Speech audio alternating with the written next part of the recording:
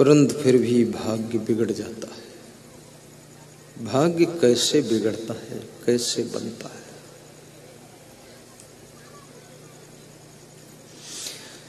एक कहावत आपने सुना होगा कि तुरंत का दान महाकल्याण। बड़ी मार्मिक कहावत है कि तुरंत का दान महाकल्याण। जो तुम दूसरों के साथ में देते हो, लेन देन करते हो,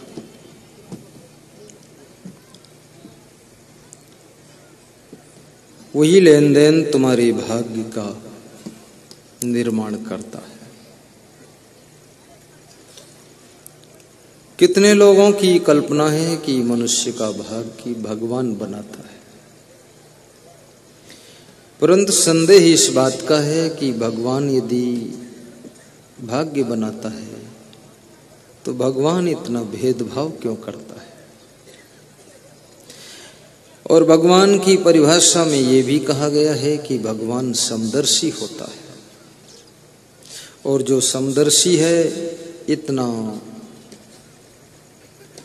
सबके भाग्य में अंतर कैसे करे?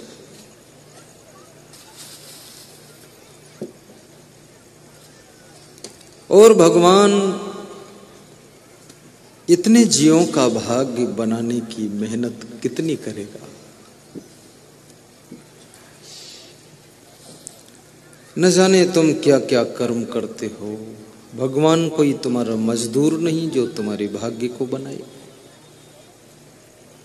और फिर इतना लेखा जोखा वो कहाँ संभालेगा? कितना बड़ा कार्यालय खोलना पड़ेगा। इसलिए शास्त्रों में और विचारकों ने कहा है कि मनुष्य के दोनों कंधों के ऊपर चित्र और गुपित्र नाम के दो भगवान ने दूत बिठा रखे। अब जो तुम करते हो उसका वो चित्र खींच लेते हैं, और एक चित्र खींच करके गुपित्र को दे देता था, वो गुप्त रख लेता स्टॉक।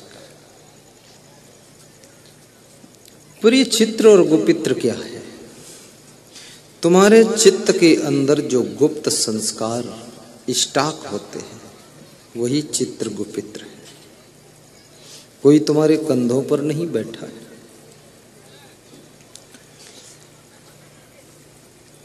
तुम जिसके पुत्र बनते हो, जिसकी बेटी बनती हो, जिसके घर में तुम्हारा जन्म होता है, तुम्हारे माँ बाप सोचते हैं कि मेरा बेटा भाग्यशाली हो, बुद्धिमान हो, समझदार हो, परंतु ऐसा होता नहीं है। क्यों नहीं होता है? क्योंकि वो बेटे का शरीर तो तुम्हारा बेटा कहलाता है, बेटी कहलाता है, परंतु वो आत्मा अलग से आई हुई है। और उस आत्मा ने पूर्व जन्म में जैसे भी कर्म किए हैं उस कर्मों के प्रभाव से वो भाग्य लेकर के जन्म प्राप्त किया है। इसलिए विवेकवान बेटे के लिए और बेटी के लिए बहुत परेशान नहीं होता है।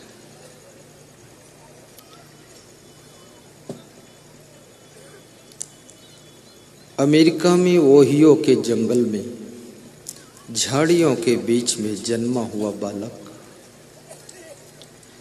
जंगल की झाड़ियों में पाला पोसा गया।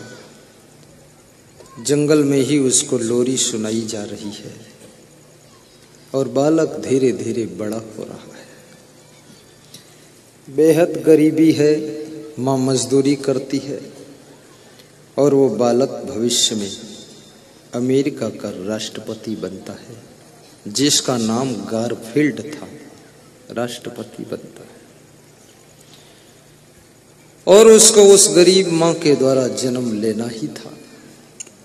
कभी कभी कोई दिव्य आत्मा तुम्हारे द्वारा जन्म लेकर के तुम्हारे यश और सम्मान को बढ़ाने के लिए हो आती है। जब वासुदेव ने, नंद बाबा ने कृष्ण से कहा, कृष्ण नंदगांव में अब तुम वापस चलो। कृष्ण ने कहा कि बाबा मुझे और बहुत काम करने हैं, अब नंदगांव वापस नहीं जा सकता। तो नंद बाबा ने कहा कि मैं भी तुम्हारे साथ फिर चलूंगा। नहीं बाबा, तुम तो वापस लौटो, यशोदा तुम्हारे सहारे से हंसती रहेगी और मेरा और यशोदा का मिलन अब कभी नहीं होगा।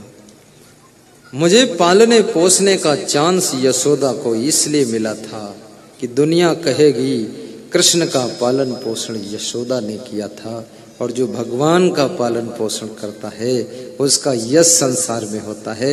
मैं यश देने के लिए यशोदा के पास गया था। और नंद बाबा, तुमको आनंद बाबा बनाने के लिए मैं आया था। अब मेरा समय पूरा हो गया है, मैं जा रहा हूं।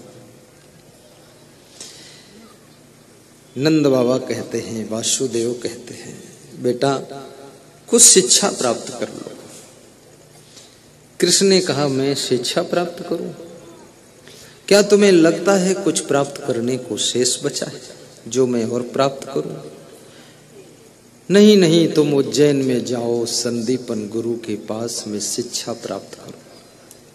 ठीक है, मैं जाऊंगा उज्जैन और संदीपन गुरु के पास शिक्षा लूंगा। शिक्षा लेना तो एक बहाना होगा, संदीपन गुरु को भी यश और सम्मान दिलाने का एक बहाना है शिक्षा देना। कभी कभी कोई शिष्य गुरु के पास ऐसा आता है जो गुरु के यश और कीर्ति को बढ़ाने के लिए शिष्य बनने का बहाना लेकर आता है। शायद स्वामी विवेकानंद इसीलिए परमहंस रामकृष्ण के पास गए थे। रामकृष्ण परमहंस को कौन जानता था, कौन मानता था? काली देवी कलकत्ते की पूजा करो, कितनी क्या मतलब है। लेकिन परमहंस रामकृष्ण का यश फैलाने के लिए विवेकानंद ने शिष्य बनने का बहाना किया था। शायद राम ने गुरु वशिष्ठ के पास में शिक्षा संस्कार प्राप्त करने के लिए बचपन में उनके आश्रम पर जाकर के सेवा किया था कि भगवान के साथ में गुरु वशिष्ठ का नाम भी अमर हो जाएगा। कुछ आत्माएं ऐसी संसार में होती हैं जिनके कारण तुम्हारा नाम भी अमर हो जाता है, एक पहचान हो जाती है। आज भी लोग कहते हैं कि वाह, मीराबाई के गुरु रैदास थे। शायद मीराबाई ने रैदास का सम्मान बढ़ाने के लिए उनको गुरु करने का एक बहाना बना लिया था, और रैदास ने भी मीराबाई जैसे भक्त को पाकर के अपनी आस को पूरी कर लिया था कि एक शिष्य काफी है समझदार, हजारों नासमझ शिष्य बेकार होते हैं। एक गुणवान पुत्र काफी है, ना कि 60,000 दुर्गुणी राजा सगर के पुत्र सब बेकार होते हैं। इसलिए पुत्रों की संख्या का महत्व नहीं है, संस्कार